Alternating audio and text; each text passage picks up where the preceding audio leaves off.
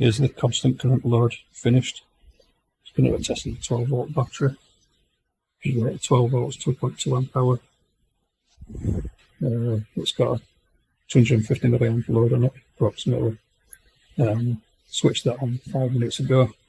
I'll just run that and see how long it lasts. Just monitoring the battery voltage till it gets to about 10.8 volts. Just check it periodically.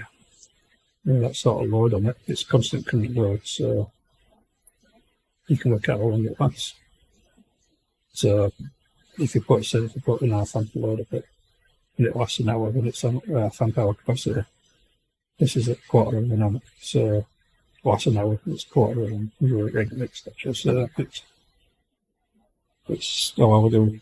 But there again, if it does 2 hours at quarter of an amp, it's 500 milliamp hour capacity. So it's ideal for finding out true capacity of batteries. Like this battery, I put too much load in it, put 2 amps on it, it doesn't like it, it drops to about 9 volts straight away, so I suspect it will could, but it's a 2.2 amp hour battery, so realistically it's never going to have a 2 amp load on it. In theory it should provide an hour at 2 amps, but lead acid batteries don't work that way.